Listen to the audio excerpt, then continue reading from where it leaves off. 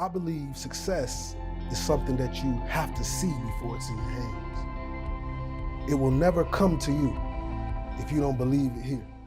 I want to start with the concept that you have that the best gifts come from the bottom. What does that mean? When I was younger, I had a learning disability and I was always behind. I was always at the bottom, but sometimes sports and other things would keep my confidence high.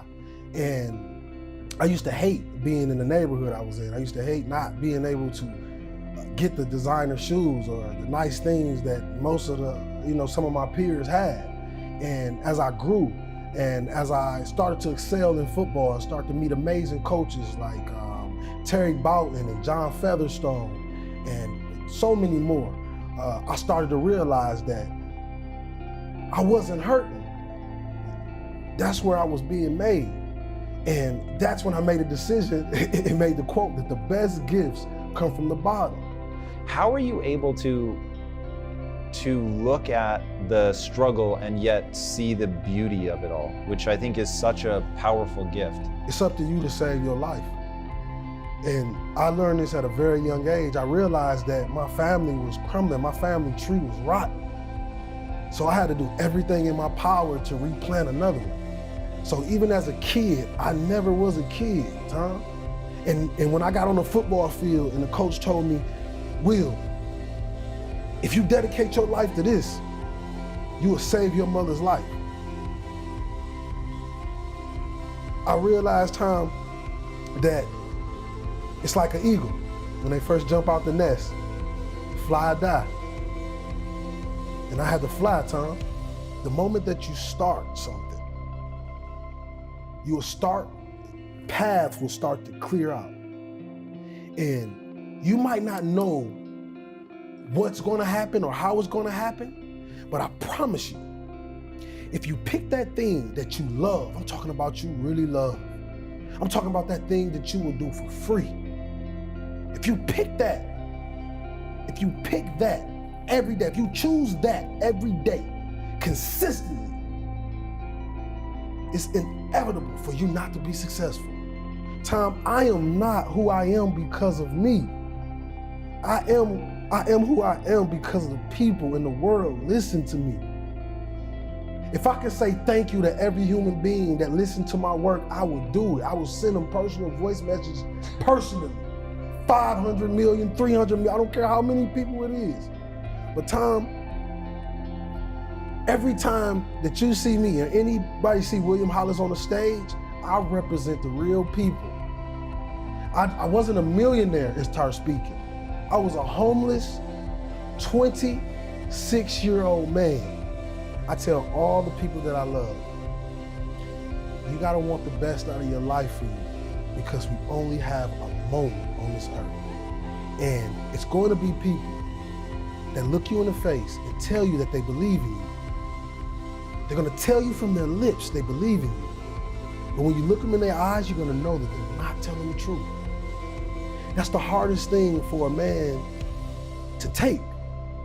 Because belief, as my great buddy Evan Carmichael say all the time, belief is what excels and pushes people through the stratosphere.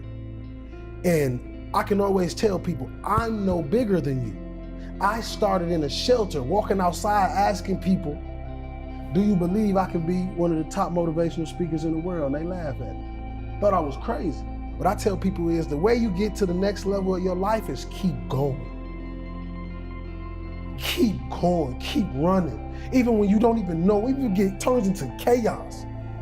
You cannot be great if you cannot operate in chaos. Because if you can operate in chaos, the world becomes Disneyland. Problems become scratches.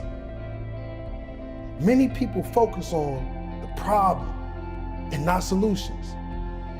We spend a split second, 15, 20 minutes tearing our body down, tearing our mind down over something that we can't control. Everybody talks about their faith, but do they really got faith? Do you got that halfway faith or do you got that whole way faith? Real motivation comes from the pain. It comes from the bottom. And if you go into the bottom and you stay, you never become Hollywood, you always stay engulfed in the neighborhood, Tom. You'll always be loved. I looked at all these celebrities, all these guys I would write to their DMs and see if they'd write me back. They never did. Broke my heart. So I told myself, when I get to this level where everybody wants to reach out to me and people want to talk to me, I'm going to answer every DM. I'm going to answer every message a man sends to me. Because I too was a man that they ignored. I too was a man that they called dumb or poor. And when I say the best gifts come from the bottom, I speak of me first. To be an example to every kid sitting at home watching his mother nod on the couch, or his father incarcerated, or nobody ever tell him that they love him. I do this for them. It's a duty. It's my duty, Tom. If I die today, I can die a happy man because I lived full and I died empty. I didn't work for money, Tom. Everybody that's listening to this show today, it's not money. It's how you serve his people. It's how you put them before you. So I tell people, you can be consumed by social network, the cars, the Lamborghinis, the mansions, you can do all of that. But the feeling I get when a person writes me and say, William, you saved my life, it's like I'm getting $1 million check every single time.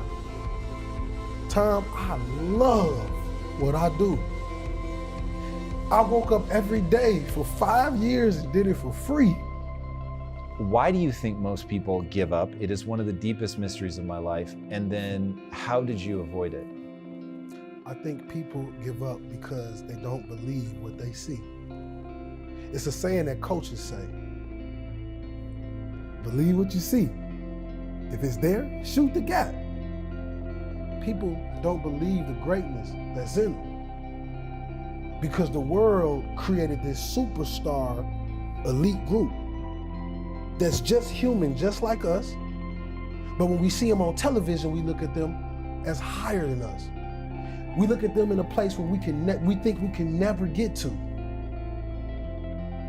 And the real reason is, most people never get out the stands and get in the game. They stay fans their whole life. So I tell everybody, get out the stands and get in the game. Get in the game of life and leave your mark here. When I said I didn't read, it's a reason why.